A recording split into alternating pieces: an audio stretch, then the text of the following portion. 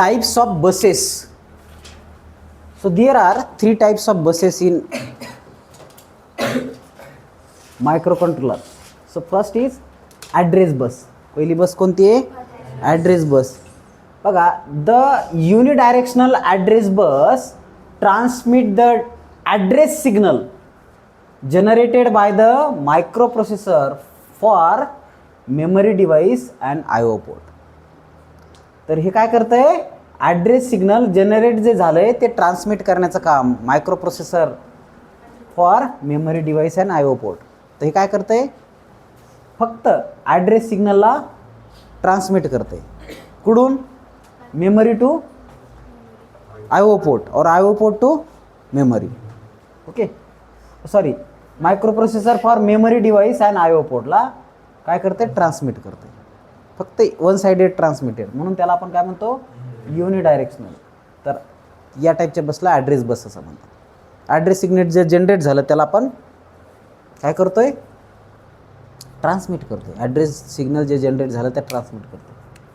Then next data bus, the bidirectional data bus. आता data bus कशी आहे? Bidirectional आहे.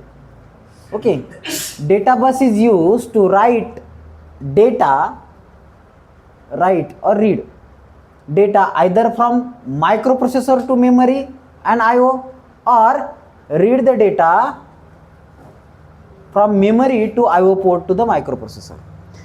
म्हणजे इथं काय होतं आहे?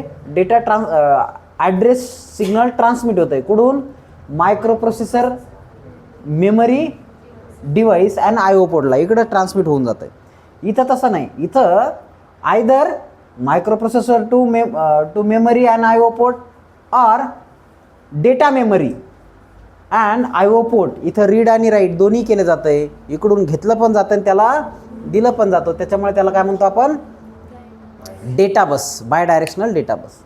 त्याच्यानंतर control bus. The control bus is use to transmit the control signal. Control signal म्हणजे काय? Such as read, write, interrupt, control etcetera.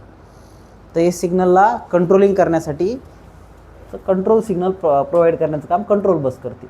Data bus unidirectional data signal transmit करण्याचं काम करते.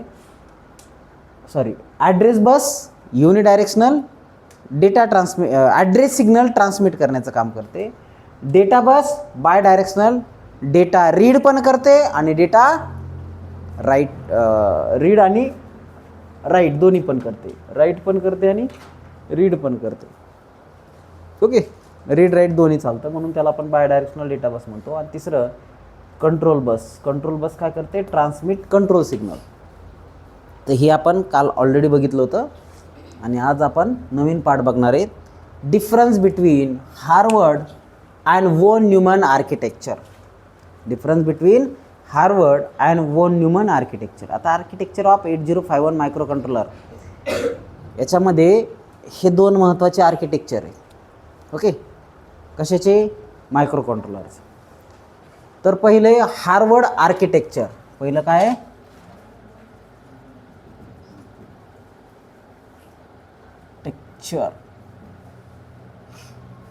आणि दुसरं आहे वोन न्यूमन आर्किटेक्चर. हार्वर्ड आर्किटेक्चर आणि वोन न्यूमन आर्किटेक्चर हे सायंटिस्टचे नाव आहेत. हे काय आहेत? सायंटिस्टचे नाव आहेत. आता इन हार्वर्ड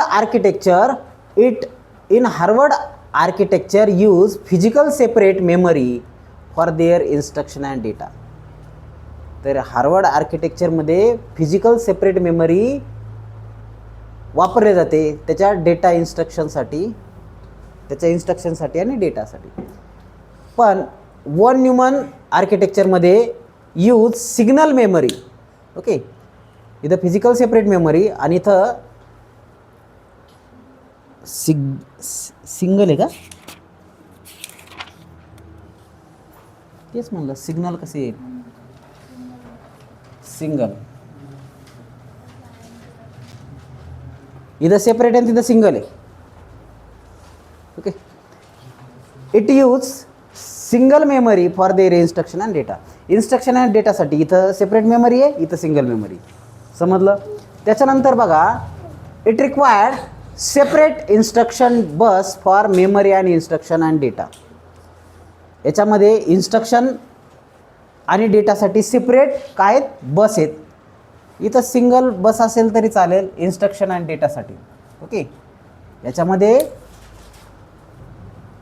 सेपरेट बस असतील कशासाठी, इन्स्ट्रक्शन आणि डेटासाठी. याच्यामध्ये सिंगल बस असेल कशासाठी, इन्स्ट्रक्शन आणि डेटासाठी. त्याच्यानंतर याची डिझाईन थोडी कॉम्प्लिकेटेड आहे कारण सगळं सेपरेट आहे. याची डिझाईन सिम्पल आहे कारण कंबाईन आहे. बघा, instruction and data can B fetch simultaneously. Fetching म्हणजे काय,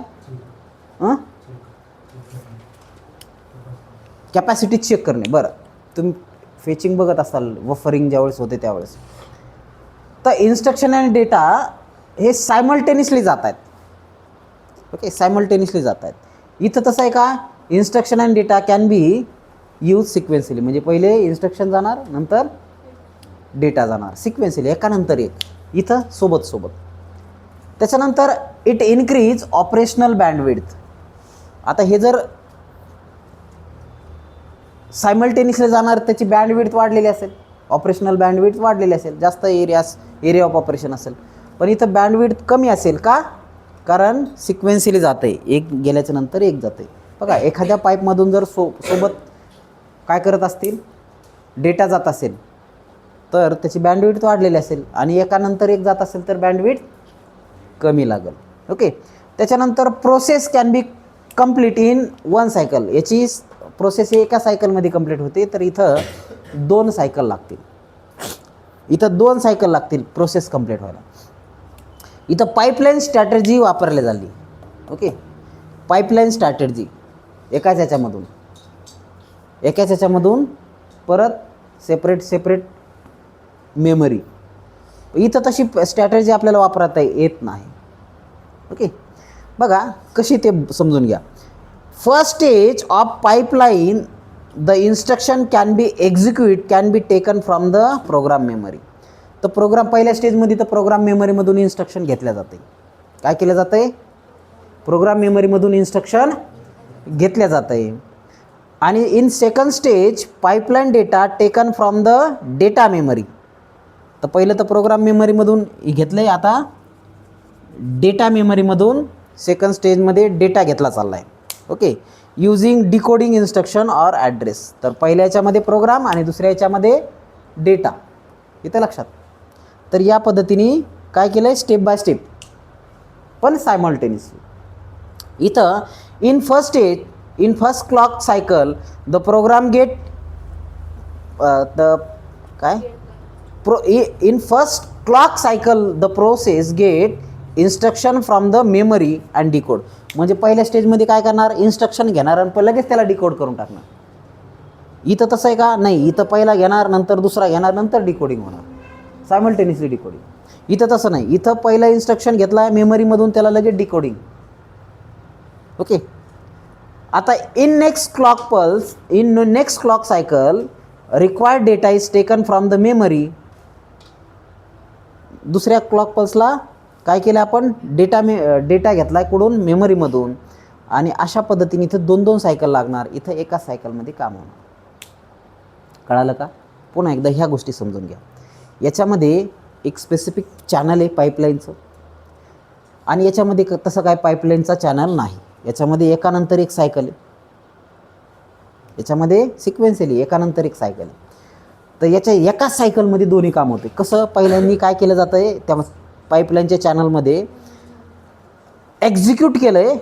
इन्स्ट्रक्शन जे एक्झिक्यूट करायचे ते आपण काय केलं आहे, फ्रॉम प्रोग्राम मेमरी ते घेतलं आहे आपण. कुठून घेतलं आहे, प्रोग्राम मेमरीमधून. कुठं घेतलं आहे, स्टॅकला घेतलं आहे. म्हणजे जे लागतं ते पटाकनाला घेतलं पहिल्या स्टेपमध्ये. आता सेकंड स्टेजमध्ये काय केलं आहे, डेटा मेमरी घेतली. पहिले प्रोग्राम मेमरी घेतली, नंतर डेटा मेमरी घेतली आणि सोबत एक्झिक्यूट केलं आहे. काय केलं आहे, सोबत एक्झिक्यूट केलं आहे. या पद्धतीने पहिलं वरण घेतलं, नंतर भात घेतला, नंतर मिक्स केलं आणि चालू दिला रट्टा. तर ही या पद्धतीने सायमल्टेनियसली. इथं तसं नाही. इथं काय केलं आहे, पहिलं स्वीट घेतलं, खाऊन टाकलं, नंतर दुसरं घेतलं आणि नंतर ते बी चगळून खाल्लं. तर इथं काय केलं रे, सिक्वेन्सली एकानंतर एक. इथं कंबाईन आहे, सायमल्टेनियसली. हे समजून घ्या. ओके, इथं काय केलं पहिल्या स्टेजमध्ये, एक इन्स्ट्रक्शन घेतलं लगेच डिकोड केलं, एक इन्स्ट्रक्शन घेतलं लगेच डिकोड केलं. इथं आणि लगेच दुसरं इन्स्ट्रक्शन घेऊन त्याचा कार्यक्रम केला. इथं तसं नाही, दोन्ही सोबत घेऊन त्याचं डिकोडिंग नंतर कंबाईन केलं. हे समजून घ्या तुम्ही. कोणाकोणाला समजलं रे? तर Harvard architecture and von Neumann architecture हे परीक्षेला बऱ्याचदा विचारलेलं आहे. अगदी समर 24ला सुद्धा विचारलं होतं, 4-5 वेळेस विचारलेलं आहे, 4 मार्काला. ओके, आणि 2 मार्काला विचारलं होतं 2 पॉईंटसाठी एकदा. त्याच्यामुळे याची चांगली तयारी करा. समजलं? आता बघा आपल्याला काय बघायचं आहे नेक्स्ट. 8G. आता हे झालं डेटा बेसिक कशाचं, 8051 मायक्रो कंट्रोलरचं. आता आपल्याला फीचर बघायचे, 8051 मायक्रो कंट्रोलरचे फीचर्स बघायचे. तर खूप सारे फीचर्स आहेत, खूप सारे फीचर्स आहेत. Okay, 30-40 features. तर त्यातले 8 फीचर तुम्हाला इथं लिहून दिलेत मी, एक्झाम ओरिएंटेड. हे सगळे तुम्ही रीड करून घ्या. बघा, पहिले तर याच्यामध्ये काय असतं, 8 bit data bus and 8 bit ALU.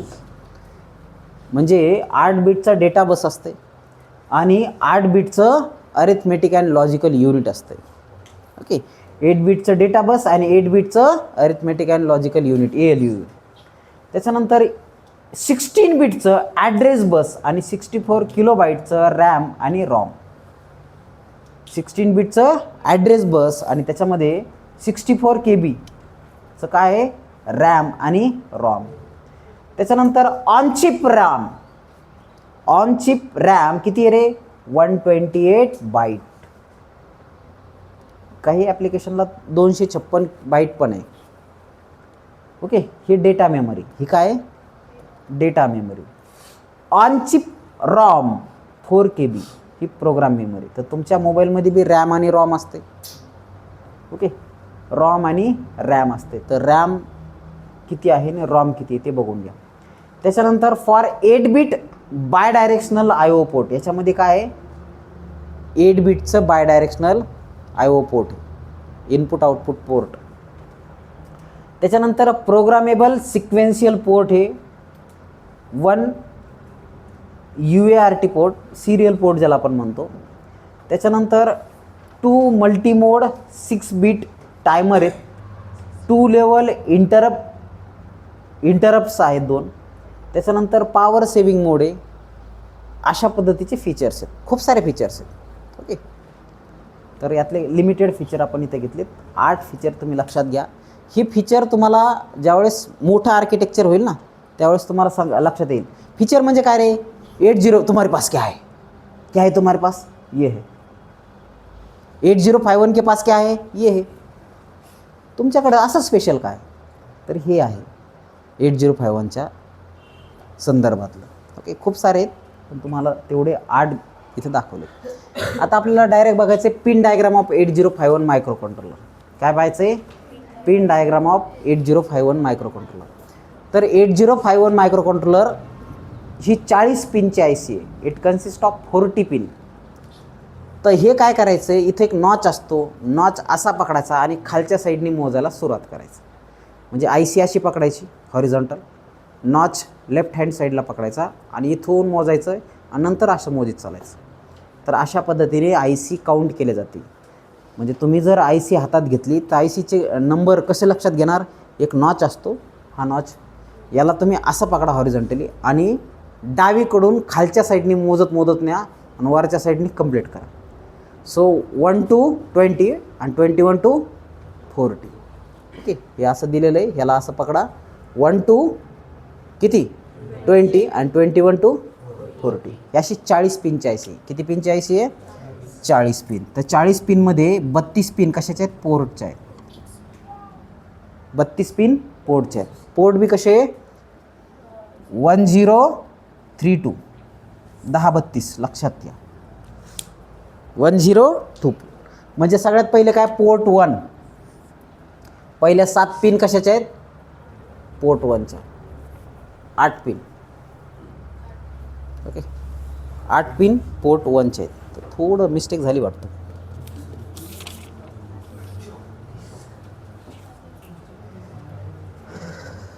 होतं कधी कधी.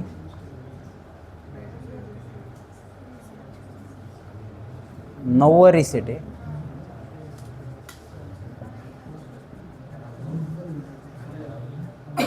त्याच्यानंतर 10 ते 17 बरोबर. लक्ष द्या. 1 to 8 port 1.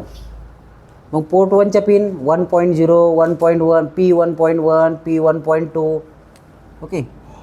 Then P1.2, then P1.3 अशा पद्धतीने P1.7.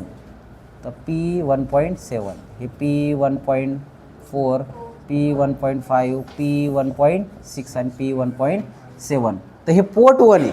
हे काय आहे? पोर्ट 1. पोर्ट 1च्या पिन हे समजल्या. त्याच्यानंतर इकडं पोर्ट 0 असतंय. ओके. 40 सोडून देऊन 32 ते 39 हे काय आहे? पोर्ट 0 आहे. ओके. तर 39 हे P0.1, 0.0, 0.1, P0.2 अशा पद्धतीने P0.7. तर 1 आणि 0 हे समजले तुम्हाला? कोणाकोणा समजले? हे 8 पिन आणि हे 8 पिन. त्याच्यानंतर रिसेट. 9वी पिन कशाची आहे रे? रिसेटची. लगेच 10 ते 17 पोर्ट 3. लगेच 10 ते 17 पोर्ट 3. तर ह्या स्पेशल पर्पज पिन आहेत. ह्या काय आहेत? Special purpose pin. Special purpose pin अतिशय महत्त्वाचे. याला आपण सेपरेट घेऊ. ओके. Port 3.0 two port 3.7. त्याच्यानंतर हे एक्सटर्नल पिन्स आहेत. XTAL1 आणि XTAL2 ह्या काय आहेत? एक्सटर्नल इंटरफेसिंग पिन आहेत. ओके. त्याच्यानंतर VSS हा सप्लाय. VCC आणि VSS हा सप्लाय. तर यातलं VSS हे ग्राउंड आहे आणि VCC हा 5 व्होल्ट पॉझिटिव्हचा सप्लाय. ओके. तर हे 2 सप्लाय पिन आहेत. तर यातला हा विथ रिस्पेक्ट टू ग्राउंड आहे आणि हा 5 व्होल्टचा पॉझिटिव्ह सप्लाय आपण त्याला कन्सिडर करतो. ओके. तर हे झालं तुमचं पहिल्या साईडला. आता इथं पोर्ट 2 घ्या.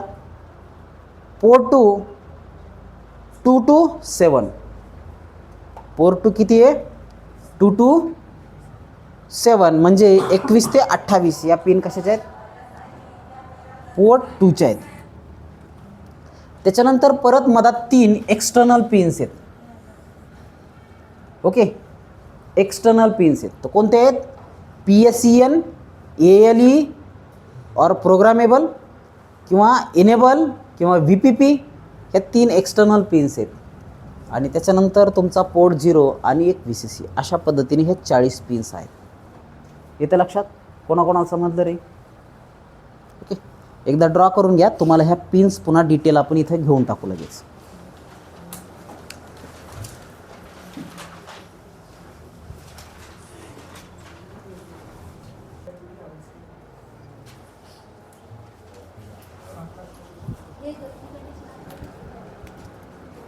Here port 1 is a unidirectional. It is a 8-bit input output port for internal memory. Port 1 ला आपण काय करतो? Input output internal memory through देतो. हा 8 बिटचा इनपुट आउटपुट पोर्ट आहे. ओके. त्याच्यानंतर पोर्ट 0 हा काय आहे? बाय डायरेक्शनल पोर्ट आहे. ओके. आपण याच्यामध्ये ॲड्रेसिंग सुद्धा करतो. डेटा पण ट्रान्समिट करतो. बाय डायरेक्शनल आहे. तर हा 8 बिटचा इनपुट आउटपुट पोर्ट आहे एक्सटर्नल मेमरीसाठी, एक्सटर्नल इंटरफेसिंगसाठी. त्याच्यानंतर पोर्ट 2 हा युनिडायरेक्शनल आहे. परत 8 बिटचा इनपुट आउटपुट इंटरफेसिंगसाठी. आणि पोर्ट 3 जो आहे हा स्पेशल पोर्ट आहे. ओके. परीक्षेमध्ये हा स्पेशल पोर्टच विचारतात मोस्टली. ओके. हे नाही विचारणार तुम्हाला, पण हे माहीत असावं स्पेशल पोर्ट. तर याच्यामध्ये पिन आहेत 7 पिन आणि हे 4 मार्काला विचारतात. एवढंच, जशात तसं एवढं जर लिहिलं तर 4 मार्क तुम्हाला पडतील. सो पोर्ट 3 आणि त्याच्या स्पेशल पिन्स बघा. तर पिन 3.0 ही काय RxDने ओळखले जाते. कशाने ओळखले जाते? RxD. तर हे तुमचं याला काय म्हणू आपण? RxD. काय म्हणू? RxD. तर हे काय आहे? सिरियल इनपुट पिन आहे. ही कशाची पिन आहे? Serial input pin. इनपुट जर करायचं असेल सिरियली तर या पिनला तुम्ही कनेक्ट करा. त्याच्यानंतर TXD. तर ही कशाची पिन आहे? 11 नंबरची TXD. तर सिरियल आउटपुट पिन आहे. ही इनपुट पिन आहे, ही आउटपुट पिन आहे. तर हे पण इनपुट आउटपुट पोर्टच आहे. त्याच्यानंतर INT0 ही पिन कोणती आहे? 12 नंबरची INT0 बार ही एक पिन आहे. तर ही एक्सटर्नल इंटरप्ट 0 इनपुट पिन आहे. एक्सटर्नल इंटरप्ट 0 इनपुट पिन आहे. त्याच्यानंतर INT1 external input 1 input pin आहे. INT1 okay. तर ही एक्सटर्नल 0 आहे आणि ही एक्सटर्नल 1 आहे. Serial input serial output external interrupt 0 external interrupt 1 okay. अशा पद्धतीने. त्याच्यानंतर नेक्स्ट 3.4 हे काय आहे? T0. 3.4 हे काय आहे? T0 आहे. तर हे टायमर 0 एक्सटर्नल इनपुट पिन आहे. टायमर 0 एक्सटर्नल इनपुट पिन आहे ओके. त्याच्यानंतर T1 म्हणजे टायमर 1 एक्सटर्नल इनपुट पिन आहे. T1 म्हणजे टायमर 1 एक्सटर्नल इनपुट पिन आहे. त्याच्यानंतर 3.6 जी आहे ही काय आहे? रीड पिन आहे. सॉरी 3.6 जी आहे external data memory write signal okay. External data memory write signal ही 16 नंबरची पिन WRने इंडिकेट करतात. आणि त्याच्यानंतर 17 नंबरची पिन रीड आहे RD. तर external data memory read signal. तर लक्षात कसं ठेवायचं? Serial input serial output. त्याच्यानंतर external interrupt 0 external interrupt 1 timer 0 timer 1. त्याच्यानंतर रीड आणि राईट आणि रीड. अशा पद्धतीने हे लक्षात ठेवा. एवढं जरी लक्षात ठेवलं तर तुमचे 4 मार्क कुठत नाहीत. कंपल्सरी येणार आहे हा प्रश्न. अतिशय महत्त्वाचा आहे. त्याच्यानंतर या पिन पण महत्त्वाचे आहेत ओके. या पिन आता 9वी पिन जी आहे ही 9th नंबरची ही कशाची पिन आहे? रिसेट आहे. म्हणजे प्रोग्राम चालू असेल आणि मधातच तुम्हाला काही वाटलं तर त्याला रिसेट करा. म्हणजे पूर्ण त्यातला डेटा जो आहे तो इरेज होईल आणि परत तुम्ही तो डेटा टाकू शकता. So reset pin is an active high input pin and to reset 8051 okay. तर ही 8051ला काय करेल? रिसेट करेल. त्याच्यानंतर नेक्स्ट 30 नंबरची पिन बघा ELE और प्रोग्राम. याच्यामध्ये EPROM ओनलीसाठी वापरतो. म्हणजे काय? Erasable programmable read only memory okay. तर बघा याच्यामध्ये 2 पार्ट आहेत पहा. एक तर ELE साठी आणि दुसरं प्रोग्राम मेमरीसाठी. तर बघा it is an active high input active high output pin and use to demultiplexing address and data bus. Demultiplexing म्हणजे काय रे? मल्टिप्लेक्सिंग म्हणजे काय? नंबर ऑफ इनपुटचं एक आउटपुट त्याला आपण काय म्हणतो? मल्टिप्लेक्सिंग. आणि डीमल्टिप्लेक्सिंग म्हणजे काय? नंबर ऑफ 1 इनपुटपासून नंबर ऑफ आउटपुट. तर एखाद्या इन्स्ट्रक्शनपासून खूप सारे ॲप्लिकेशन क्रिएट करायचे असेल, अरिथमेटिकल लॉजिकल एक्झिक्युशन जर करायचं असेल तर याचा वापर होतो. पिन नंबर 30चा वापर होतो. त्याच्यानंतर हीच pin same pin is also program pulse input. तर ही आउटपुटसाठी ॲक्टिव्ह आउटपुट पिन म्हणून पण वापरली जाते आणि ॲक्टिव्ह इनपुट पिन म्हणून सध्या वापरले जाते प्रोग्राम याच्यासाठी एक्सटर्नल EPROM प्रोग्राम मेमरीसाठी ओके. EPROM प्रोग्रामिंगसाठी पिन नंबर 30. त्याच्यानंतर 29 बघा PSEN. याला प्रोग्राम स्टोरेज इनेबल म्हणू आपण. ही पिन जर हाय असेल तर याचा अर्थ काय? प्रोग्राम स्टोरेज इनेबल पॉसिबल आहे. आणि जर लो असेल तर program storage enable not possible. This is an output pin is connected to OE. मेमरीच्या OE साईडला ती OE पिनला कनेक्टेड असते मेमरी सेलमध्ये. होईल ते OE काय तर ओके. तर त्याला ती कनेक्ट असते आणि ही हाय आणि लो जर असेल तर काय डिसाईड करते ते प्रोग्राम स्टोरेज पॉसिबल आहे का नाही. त्याच्यानंतर नेक्स्ट 31ची पिन आहे तुमची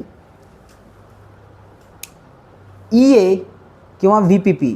एक्सटर्नल ॲक्सेस एनेबल आहे का एक्सटर्नल ॲक्सेस नॉट एनेबल आहे ते डिसाईड करण्यासाठी याचा वापर करतात. किंवा VPP म्हणजे सप्लाय किती आहे. So EA must be connected to VSS. ही कशाला कनेक्टेड आहे, ग्राउंडला कनेक्टेड आहे. VSS म्हणजे सप्लायला. ओके. आता हे ग्राउंड आणि हे पॉझिटिव्ह 5 व्होल्टचा सप्लाय असतो. तर ही ग्राउंडला कनेक्टेड असावी. बघा VPP म्हणजे काय, ही इप्रॉमसाठीचे आहे. तर दिस पिन रिसीव द 12.75 व्होल्ट. किती पिन किती व्होल्टेज रिसीव करते, 12.75 व्होल्टचं व्होल्टेज रिसीव करते. आणि त्याला आपण काय म्हणतो, programming supply voltage VPP. Programming supply voltage VPP म्हणतो. ती तुमची पिन नंबर 31 12.75 व्होल्ट रिसीव करतो. आता बघा सप्लाय तर 5 व्होल्टच आहे पण ती पिन तेवढं रिसीव करते. त्याच्यानंतर 2 एक्सटर्नल पिन आहेत बघा, ऑसिलेटरी पिन आहेत. ओके.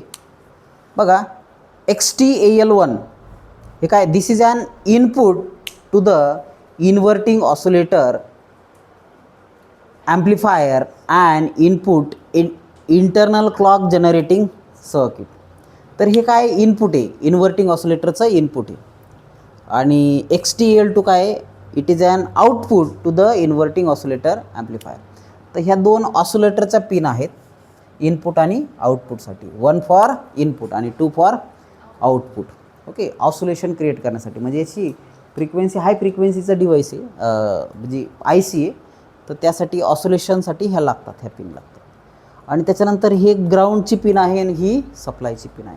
तर अशा पद्धतीने 40 पिनचं डिस्क्रिप्शन तुम्हाला विचारलं जाऊ शकतं 8 मार्काला. ओके. नुसती पिन डायग्राम विचारली 4 मार्काला आणि हे तर 4 मार्काला विचारणारच. म्हणजे हा किती पार्ट मार्कचा, हा एक 4 मार्काचा पार्ट झाला, हा एक 4 मार्काचा क्वेश्चन झाला, हा एक 4 मार्काचा क्वेश्चन झाला. तर याच्यामध्ये कोणतेही 2 विचारतील 2 मार्काला किंवा 4 विचारतील 4 मार्काला. ओके. तर अतिशय महत्त्वाचा पार्ट आहे हा. झालं. Right down.